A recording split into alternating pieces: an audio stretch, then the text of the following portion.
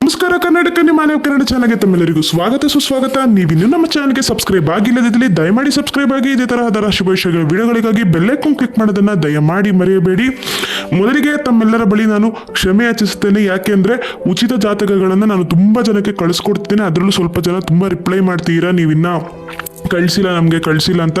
ದಯಮಾಡಿ ಯಾವ ಒಂದು ನಮ್ಮ ವೀಕ್ಷಕರು ಸಹ ಅನ್ಯಥಾ ಭಾವಿಸ್ಬೇಡಿ. ನಾನು ನಿಜವಾಗ್ಲೂ ಎಲ್ಲರಿಗೂ ರಿಪ್ಲೈ ಮಾಡ್ತಾ ಇದ್ದೀನಿ. ನೀವು ನಂಬ್ತಾ ಇಲ್ಲ, ನಮ್ಮ ಮೇಲ್ ಬಾಕ್ಸೇ ತುಂಬ ಹೋಗ್ತಿದೆ. ನಮಗೆ ಅಷ್ಟು ಮೇಲ್ಗಳು ಬರ್ತಿದೆ, ನೀವು ನಂಬಲ್ಲ. ಎಲ್ಲರಿಗೂ ನಾವು ಕಳಿಸ್ಬೇಕು ಅಂದರೆ ನಿಜವಾಗ್ಲೂ ಸಮಯ ಆಗುತ್ತೆ. ಆದರೆ ನಾನು ಎಲ್ಲರಿಗೂ ಕಳಿಸುವಂಥ ಪ್ರಯತ್ನಗಳನ್ನ ಮಾಡ್ತಾ ಇದ್ದೀನಿ, ಇನ್ನು ಮಾಡ್ತಾನೆ ಇರ್ತೀನಿ. ನೀವು ನಂಬಿಲ್ಲ ಅಂತ ಅಂದರೆ ಈ ಒಂದು ವಿಡಿಯೋದಲ್ಲಿ ಸ್ಕ್ರೀನ್ ಶಾಟ್ಗಳು ನೋಡಿ. ಇವಾಗ ನೀವು ಏನು ನೋಡ್ತೀರಾ, ಸ್ಕ್ರೀನ್ ಶಾಟ್ಗಳು ಬರ್ತಾ ಇದೆ. ದಯಮಾಡಿ ಇದನ್ನು ನೋಡಿ. ನಾನು ಸುಮ್ಮನೆ ಕೂತಿಲ್ಲ, ಎಲ್ಲರಿಗೂ ಸಹ ನನ್ನ ಸಮಯವನ್ನು ಮಾಡಿಕೊಂಡು ನನ್ನ ದಿನಚರಿಗಳಲ್ಲಿ ನನ್ನ ಕಾಯಕವನ್ನು ನೋಡಿಕೊಂಡು ನನಗೆ ಇರ್ತಕ್ಕಂಥ ಸಮಯದಲ್ಲಿ ನಾನು ತುಂಬಾ ನನ್ನ ಕೈಲಾದಂಥ ಸಹಾಯನ ಮಾಡ್ತಾ ಇದ್ದೀನಿ. ಅನ್ಯಥಾ ಭಾವಿಸ್ಬೇಡಿ ದಯಮಾಡಿ ಅಂತ. ಯಾಕಂದರೆ ನಮ್ಮ ಕಷ್ಟವನ್ನು ಸಹ ನೀವು ಅರ್ಥ ಮಾಡ್ಕೊತೀರಂತ ನಾನು ಭಾವಿಸ್ತೀನಿ. ಆದರೆ ನಾನು ಖಚಿತವಾಗಿ ಎಲ್ಲರಿಗೂ ರಿಪ್ಲೈ ಮಾಡಿದ್ದೀನಿ, ಇನ್ನೂ ಮಾಡ್ತಿದ್ದೀನಿ ಸಹ.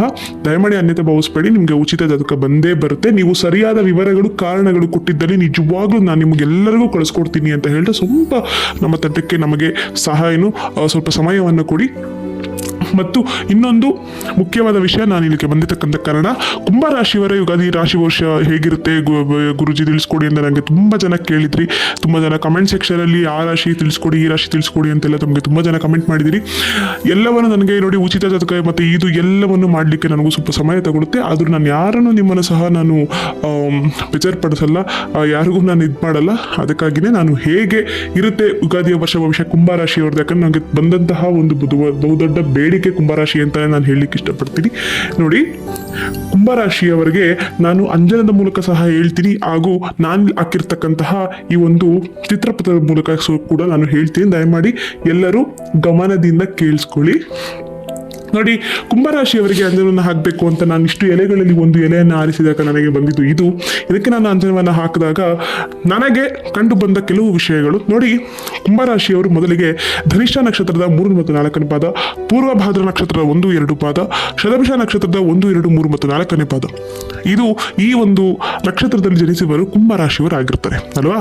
ಮೊದಲಿಗೆ ನಾನು ಎರಡನ್ನೂ ಸಹ ಅನುಗುಣ ಮಾಡಿ ನಾನು ನಿಮ್ಗೆ ಹೇಳ್ತೀನಿ, ನಿಮಗೆ ಶುಭವೋ ಅಶುಭವೋ. ನೋಡಿ, ಇಲ್ಲಿ ನಾವು ಹಾಕಿದ್ದೀನಿ ಶುಭವೋ ಅಥವಾ ನಿಮಗೆ ಅಶುಭವೋ ಅಂತ. ಕುಂಭರಾಶಿಯವ್ರದ್ದು ನಿಮ್ದು 2024 ನಿಮ್ದು ಯಾವ ಥರ ಕಳೆದಿತ್ತು ಅಂತ ಅಂದರೆ, ಅದರಲ್ಲೂ ಶತಭಿಷ ನಕ್ಷತ್ರದವರು ನಿಮ್ಗೆ ಹೇಗಿತ್ತು ಅಂತಂದರೆ, ಶನಿಯ ಕಂಟಕ ಹಾಗೂ ಕಾಟ ನೋಡಿ ಎಲ್ಲರ ಮೇಲೂ ಪ್ರಭಾವ ಇತ್ತು ಸಹ. ಆದರೆ ಈ ಒಂದು ನಕ್ಷತ್ರದ ಮೇಲೆ ಬಿದ್ದಂತಹ ಪೆಟ್ಟು ತುಂಬಾ ಹೆಚ್ಚು ಅನ್ನತಕ್ಕಂಥದ್ದು ನಾನು ಹೇಳ್ತೀನಿ. ಯಾಕೆ ಅಂತ ಅಂದರೆ, ಇವರು ಅನುಭವಿಸಿರ್ತಕ್ಕಂತಹ ಒಂದು ನೋವು ಅಥವಾ ಸಂಕಟ ಅಥವಾ ಬಾಧೆ, ಇದಕ್ಕೆರಡಕ್ಕೂ ನಾವು ಹೋಲಿಸಿದ್ರೆ ಇದು ನಮಗೆ ತುಂಬಾ ಹೆಚ್ಚಾಗಿ ಕಂಡುಬರುತ್ತೆ. ಮತ್ತು ಧನಿಷ್ಠ ನಕ್ಷತ್ರದವರು ಹೇಗಿದ್ರು ಅಂತ ಅಂದರೆ, ಈ ಕಡೆ ಜೀವನದಲ್ಲಿ ತುಂಬ ಸಂತೋಷವಾಗೂ ಇಲ್ಲ ಅಥವಾ ಜೀವನದಲ್ಲಿ ತುಂಬ ದುಃಖಿತರಾಗೂ ಇಲ್ಲ.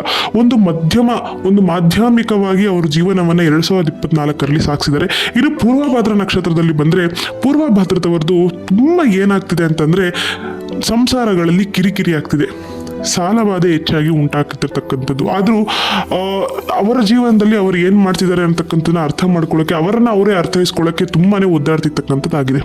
ನಿಜ ಅಲ್ವಾ? ಈ 2025 ನಮ್ಮ ಜೀವನದಲ್ಲಿ ಏನಾದ್ರು ಹೊಸ ಬೆಳಕನ್ನು ತರಬಹುದಾ ಗುರುಗಳಂತ ತುಂಬ ಜನ ನನಗೆ ಕ್ವಶನ್ ಕೇಳಿದ್ದೀರಾ. ಅದಕ್ಕೆ ಉತ್ತರಿಸಿಕೆ ಅಂತಲೇ ಬಂದಿದ್ದೀನಿ. ನೋಡಿ, ಈ 2025 ನಮ್ಮ ಅಂಜನವನ್ನು ಸಹ ನೀವು ನೋಡ್ಬೋದು. ಇಲ್ಲಿ ಈ ನಮ್ಮ ಅಂಜನ ಪರಿಪೂರ್ಣವಾಗಿದೆ. ಇದರ ಅರ್ಥ ಏನು ಅಂತಂದರೆ, 2025ರಿಗೆ ಕುಂಭರಾಶಿಯವರಿಗೆ ಮುಟ್ಟಿದ್ದೆಲ್ಲ ಚಿನ್ನ. ಒಂದರ್ಥದಲ್ಲಿ ಹೇಳಬೇಕು ಅಂದರೆ, ನಿಮಗೆ ರಾಜಯೋಗದ ಆ ಒಂದು ಸವಾಲು ಸರಿ ಅಂತ ಹೇಳ್ಬೋದು. ಯಾಕೆ ಅಂತ ಅಂದರೆ, ನೋಡಿ, ಇಲ್ಲೆಲ್ಲೂ ನೀವು ನೋಡಿದ್ರು ಇಲ್ಲೆಲ್ಲೂ ನಿಮಗೆ ಲೋಪದೋಷಗಳು ಎಲ್ಲೂ ನಿಮಗೆ ಕಂಡು ಬರ್ತಾ ಇಲ್ಲ. ನೋಡಿ, ಎಲ್ಲಿ ನಮ್ಮ ಅಂಜನವನ್ನು ಸಹ ಪರಿಪೂರ್ಣವಾಗಿದೆ. ಮತ್ತು ನೀವೆಲ್ಲೇ ನೋಡಿದ್ರು ನೋಡಿ, ಈ ಒಂದು ಎಲೆಯ ರೇಖೆಯನ್ನು ಸಹ ನೋಡ್ಬೋದು, ಇದು ಒಂದು ನೇರದಲ್ಲಿ ಹೋಗಿದೆ. ಇದರ ಅರ್ಥ ಏನು ಅಂದರೆ, ಇನ್ನು ಮುಂದೆ ನಿಮ್ಮ ಜೀವನದಲ್ಲಿ ನೋಡಿ, ಈ 3 ನಕ್ಷತ್ರದವರು ನೀವು ಏನಿದ್ದೀರಾ, ನಿಮ್ಮ ದೃಷ್ಟಿ ನೇರವಾಗಿರುತ್ತೆ. ನಿಮ್ಮ ಜೀವನದಲ್ಲಿ ನೀವು ಏನನ್ನು ಮಾಡ್ಬೇಕು ಅಂದ್ಕೊಂಡಿದ್ದೀರಾ ಅಥವಾ ಏನು ಸಾಧಿಸ್ಬೇಕು ಅಂದ್ಕೊಂಡಿದ್ದೀರಾ, ಇಷ್ಟು ವರ್ಷ ಕೈಯಲ್ಲಿ ಏನು ಮಾಡ್ಲಿಕ್ಕಾಗಿಲ್ಲ ಅಥವಾ ಸಾಲಬಾಧೆ ಇರ್ಬೋದು, ಎಲ್ಲವನ್ನ ಸಹ ನೀವು 2025ರಲ್ಲಿ ನೀವು ಕ್ಲಿಯರ್ ಮಾಡ್ಕೊತೀರಾ. ಆದರೆ ನೋಡಿ, ಇಲ್ಲಿ ಅಂಜನದಲ್ಲಿ ನಮಗೆ ಒಂದೇ ಒಂದು ಕಂಟಕ ನಮಗೆ ಕಂಡು ಬರ್ತಿದೆ. ಅದೇನು ಅಂದರೆ, ನೋಡಿ, ಕುಂಭರಾಶಿಯವರು ನೀವು ತುಂಬ ಮಾಡುವಂತಹ ಒಂದು ದೊಡ್ಡ ತಪ್ಪು ಏನು ಅಂತ ಹೇಳ್ತೀನಿ. ಎಲ್ಲರನ್ನೂ ನಿಮ್ಮವರಂತೆ ಕಂಡು ನಂಬಿ ಮೋಸ ಹೋಗಿ ಅವರಿಂದ ದುಃಖಿತರಾಗಿ ಚಿಂತಿಸುವುದು. ಈ ಒಂದು ಕೆಲಸವನ್ನ ದಯಮಾಡಿ ಹೇಳ್ತೀನಿ ಕುಂಭರಾಶಿಯವರೇ, ನೀವು ಬಿಟ್ಟುಬಿಡಿ. ನನಗೆ ಗೊತ್ತು ನಿಮಗೆ ತುಂಬಾ ಒಂದು ಉದಾರವಾದ ಮನಸ್ಸಿದೆ, ಮರುಗುವಂತಹ ಒಂದು ಮಾನವೀಯತೆ ಇದೆ, ಯಾರಿಗೆ ಕಷ್ಟ ಆದರೂ ನೀವು ತಡೆದುಕೊಳ್ಳೋಣ ಅಂತಕ್ಕಂಥದ್ದು ನಮಗೆಲ್ಲರಿಗೂ ತುಂಬ ಚೆನ್ನಾಗಿ ಗೊತ್ತು. ಆದರೆ 2025ಕ್ಕೆ ನೀವು ಈ ನಿಮ್ಮ ಮಾನವೀಯತೆನ ಕಿಂಚಿತ್ತಾದರೂ ಮಡಚಿಟ್ಟಿಲ್ಲ ಅಂತ ಅಂದರೆ ನಿಜವಾಗ್ಲೂ ಹೇಳ್ತೀನಿ, ಕಂಟಕವನ್ನ ಅನುಭವಿಸ್ತೀರಾ. ಬೇರೆಯವರಿಂದ ನೀವು ಸಿಕ್ಕಾಕೊಂಡು ಅವರ ಪಾಲಿನ ಕಷ್ಟವನ್ನ ನೀವು ತಗೊಂತೀರಾ. ಈ ರೀತಿಯಾಗಿ ಮಾಡ್ಕೋಬೇಡಿ. ಧನಿಷ್ಠ ನಕ್ಷತ್ರದವರಿಗೆ ನಾನು ಹೇಳಬೇಕು ಅಂತಂದ್ರೆ, ಧನಿಷ್ಠ ನಕ್ಷತ್ರದವರಿಗೆ ಈ ವರ್ಷದಲ್ಲಿ ಯಾರ್ಯಾರಿಗೆ ಕಂಕಣ ಭಾಗ್ಯ ಕೂಡಿ ಬಂದಿಲ್ಲ, ಯಾರ್ಯಾರಿಗೆ ಕಂಕಣ ಭಾಗ್ಯ ಕೂಡಿ ಬಂದು ಮದುವೆಗಳು ಕ್ಯಾನ್ಸಲ್ ಆಗ್ತಿದೆ, ತುಂಬಾ ಹತ್ತಿರದಲ್ಲಿ ಬಂದು ನಿಶ್ಚಿತಾರ್ಥದವರೆಗೆ ಬಂದ್ರು ಮದುವೆಗಳು ಯಾರ್ಯಾರಿಗೆ ಕ್ಯಾನ್ಸಲ್ ಆಗ್ತಿದೆ, ಧನಿಷ್ಠ ನಕ್ಷತ್ರದವರಿಗೆ ಈ 2025ರಲ್ಲಿ ಖಚಿತವಾಗಿ ಕಂಕಣ ಭಾಗ್ಯ ಕೂಡಿ ಬಂದೇ ಬರುತ್ತೆ. ಇದಕ್ಕೆ ನೀವು ಮಾಡಬೇಕಾಗಿರೋದೇನು ಅಂತಂದ್ರೆ, ಗೋಮಾತೆಗೆ ನೀವು 3 ಶುಕ್ರವಾರ ನೀವು ಅಕ್ಕಿ ಮತ್ತು ಬಾಳೆಹಣ್ಣನ್ನ ನೀವು ಕೊಡಬೇಕು. ಇದನ್ನ ಮಾಡಿ ಆ ತಾಯಿ ಗೋಮಾತೆ ನಿಮಗೆ ಹರಸಿದ್ದಲ್ಲಿ ನಿಜವಾಗ್ಲೂ ಹೇಳ್ತೀನಿ, ಮುಂದಿನ ಇನ್ನು 3 ತಿಂಗಳಲ್ಲಿ ಧನಿಷ್ಠ ನಕ್ಷತ್ರದವರಿಗೆ ಯಾರ್ಯಾರಿಗೆ ಇನ್ನ ಕಂಕಣ ಭಾಗ್ಯ ಕೂಡಿ ಬಂದಿಲ್ಲ ಖಚಿತವಾಗಿ ಕಂಡು ಬರುತ್ತೆ.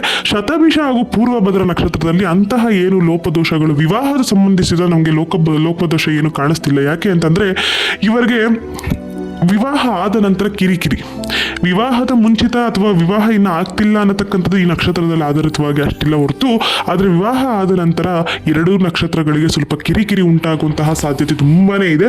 ಆದ ಕಾರಣ ಇದಕ್ಕೆ ನಾವು ಪರಿಹಾರ ಅಂತ ಏನು ಹೇಳಲ್ಲ, ನಿಮ್ಮಲ್ಲಿ ನೀವು ಹೊಂದಾಣಿಕೆಯನ್ನ ಮಾಡಿಕೊಂಡು ಹೋದಲ್ಲಿ ಜೀವನ ನಿಮಗೆ ತುಂಬಾನೇ ಸುಖಕರವಾಗಿರುತ್ತೆ ಅಂತ ಹೇಳಲಿಕ್ಕೆ ಇಷ್ಟಪಡ್ತೀನಿ. ನೋಡಿ, ಅಂಜನದಲ್ಲೂ ಸಹ ನಿಮ್ಮ ವಿವಾಹ ರೇಖೆ ನೋಡಿ, ಇಲ್ಲಿ ಒಂದು ನೋಡಿ ಚಂದ್ರನಾಕಾರ ರೇಖೆಯನ್ನ ನೋಡ್ಬೋದು, ಇದು ಸಹ ನಮ್ಗೆ ಅದನ್ನೇ ಹೇಳ್ತಿದೆ. ಧನಿಷ್ಠ ನಕ್ಷತ್ರದವರು ಮಾತ್ರ ಯಾರ್ಯಾರಿಗೆ ನಿಮ್ಗೆ ವಿವಾಹ ಯಾರಿಗೆ ಸೆಟ್ ಆಗಿಲ್ಲ ಅಂತ ಅಂತೀರಾ, ಈ ವರ್ಷದಲ್ಲಿ ನಿಮ್ಗೆ ಯೋಗ ಇದೆ, ಚಿಂತಿಸಬೇಡಿ. ನೀವು ಅಂದುಕೊಂಡಂತಹ ಜೀವನವನ್ನೇ ನೀವು ರೂಪಿಸಿ ಚೆನ್ನಾಗಿ ಬಾಳ್ತೀರಾ ಅಂತ ಹೇಳ್ತೀನಿ. ಮತ್ತು ಎಲ್ಲರೂ ಕೇಳಬಹುದು, ನಮಗೆ ಧನಯೋಗ ಇದೆಯಾ ಗುರುಗಳೇ, ಧನಯೋಗ ಇದೆಯಾ, ಅಥವಾ ಜೀವನದಲ್ಲಿ ನಾವು ದುಡ್ಡನ್ನು ಸಂಪಾದನೆ ಮಾಡ್ತೀವ, ನಾನು ದುಡಿತಾ ಇದ್ದೀನಿ, ಅದೇ ದುಡಿದಿರೋ ದುಡ್ಡೆಲ್ಲ ನನ್ನಿಂದ ದೂರವಾಗ್ತಿದೆ, ಯಾವುದೋ ಒಂದು ಅನಿರೀಕ್ಷಿತ ಖರ್ಚುಗಳು ನನಗೆ ಗೊತ್ತಿಲ್ಲದೆ ಯಾವುದೋ ಒಂದು ರೂಪದಲ್ಲಿ ನಾನು ಅದನ್ನ ಖರ್ಚು ಮಾಡ್ತಾ ಇದ್ದೀನಿ, ಇದನ್ನ ತಡೆಯಬಹುದಾ ಗುರುಗಳೇ ಅಂತ ನನಗೆ ತುಂಬಾ ಜನ ಬಹುದೊಡ್ಡ ಬೇಡಿಕೆ ಇಟ್ಟ ಪ್ರಶ್ನೆ ಅಂದ್ರೆ ನನಗೆ ಕುಂಭರಾಶಿಯವರಲ್ಲಿ ಇದೆ. ನೋಡಿ, ಇದನ್ನು ನಾನು 3ಕ್ಕೂ ಹೇಳ್ತೀನಿ, ಶತಭಿಷ, ಧನಿಷ್ಠ ಹಾಗೂ ಪೂರ್ವಭಾದ್ರ 3 ನಕ್ಷತ್ರದವರೆಗೂ ಹೇಳ್ತೀನಿ. ನೋಡಿ, ದಯಮಾಡಿ ಅನ್ಯರ ಖರ್ಚನ್ನ ನಿಮ್ಮ ತಲೆ ಮೇಲೆ ನೀವು ಹಾಕಿಕೊಳ್ಳಬೇಡಿ. ಅನಿರೀಕ್ಷಿತ ಖರ್ಚುಗಳು ಬರ್ತವೆ, ಸಂಸಾರಗಳಲ್ಲಿ ಬರ್ತವೆ ನಿಜ, ಆದರೆ ನೀವು ಯಾರೊಂದಿಗೂ ಸಾಲ ಮಾಡಲು ಇಷ್ಟಪಡಲ್ಲ, ಆದರೆ ಬೇರೆಯವರು ಯಾರಾದರೂ ಸಾಲ ಏನಾದ್ರು ತಗೊಂಡ್ರೆ ನೀವು ಅದಕ್ಕೆ ತಲೆ ಕೊಡ್ತೀರಾ. ಈ ತಲೆ ಕೊಡುವ ವಿಷಯವನ್ನ ದಯಮಾಡಿ ಬಿಟ್ಟುಬಿಡಿ. ಅದನ್ನ ಬಿಟ್ರೆ ಹೇಳ್ತೀನಿ ನೋಡಿ, 3 ನಕ್ಷತ್ರದವರು ನೀವು ರಾಜರಂತೆ ನೀವು ಹೇಗೆ ಅಂದುಕೊಂಡಿದ್ರಿ ನಿಮ್ಮ ಜೀವನವನ್ನು ನೀವು ಖಚಿತವಾಗಿ 2025ರಲ್ಲಿ ಸಾಗಿಸ್ತೀರಾ. ಆದರೆ ನೋಡಿ, ಮೇ 20 ತಾರೀಕು ದಾಟಿದ ನಂತರ, 20ನೇ ತಾರೀಕು ಮೇ ನಂತರ ನಿಮ್ಗೆ ಎಲ್ಲವೂ ಶುಭವಾಗುತ್ತೆ. ಯಾಕಂದ್ರೆ ಈ ಒಂದು 2 ತಿಂಗಳು ಏನಿದೆ ಮೇ 20ರ ಒಳಗೆ, ಯಾಕೆ ನಾನು ಈ ತರ ಹೇಳಿದೆ ಅಂತಂದ್ರೆ, ನಿಮಗಿನ್ನ ನಿಮ್ಮ ಜೀವನ ನೋಡಿ, ಈ ಅಂಜನ ಕೂಡ ನಮ್ಗೆ ಅದನ್ನೇ ಹೇಳುತ್ತೆ. ನೋಡಿ, ಇಲ್ಲಿ ಒಂದು ನೋಡಿ, ನಮ್ಗೆ 2 ಪಾದದ ಆಕಾರದಲ್ಲಿ ನಮ್ಗೆ ಇದು ಕಾಣಿಸುತ್ತೆ. ಇದು ಅರ್ಥ ಏನು ಅಂತ ಅಂದ್ರೆ, ನಮಗಿನ್ನ ರಾಹು ಕೇತುವಿನ, ನಮ್ಮ ರಾಶಿಯ ಮೇಲೆ ರಾಹು ಕೇತುವಿನ ಆ ಒಂದು ಮಹತ್ವಪೂರ್ವಕರ ಒಂದು ಈ ಪೆಟ್ಟೇನಿದೆ, ಅದಾದ ನಂತರನೇ ಸ್ವಲ್ಪ ಇನ್ನೊಂದು 2 ತಿಂಗಳು ಸ್ವಲ್ಪ ಕಿರಿಕಿರಿಗಳು ನಿಮಗೆ ಗೊತ್ತಿಲ್ಲ ನಿಮ್ಗೆ ಆಗ್ತವೆ. ಆದರೆ ಈ ಕಿರಿಕಿರಿಗಳು ನಿಮ್ಗೇನು ಪರ್ಮನೆಂಟ್ ಆಗಿ ನಿಮ್ಮ ಜೀವನದಲ್ಲಿ ಏನು ಇರಲ್ಲ. ಅದೆಲ್ಲ ತುಂಬಾ ನೋಡಿ, ನೀವು ಎಂತೆಂಥ ದೊಡ್ಡ ಕಷ್ಟಗಳನ್ನ ಅನುಭವಿಸಿದಿರಾ, ಅದ್ರ ಮುಂದೆ ಇದೆಲ್ಲ ಏನು ಲೆಕ್ಕಕ್ಕಿಲ್ಲ ಅಂತ ನಾನು ಅನ್ಕೊಂತೀನಿ. ಈ 2 ತಿಂಗಳಲ್ಲಿ ನಿಮಗೆ ಸಣ್ಣ ಪುಟ್ಟ ಸಮಸ್ಯೆಗಳು ಬರ್ತವೆ. ಅದರ ಸಮಸ್ಯೆಗಳಿಗೆ ನೀವು ತಲೆ ಕೊಡಬೇಕಾಗಿಲ್ಲ ಅಥವಾ ತಲೆ ಕೆಡಿಸ್ಕೋಬೇಕಾಗಿಲ್ಲ. ನಿಮ್ಮ ತಲೆ ಹೋಗುವಂತಹ ಸಮಸ್ಯೆಗಳು ಸಹ ನಿಮಗೇನು ಬರಲ್ಲ.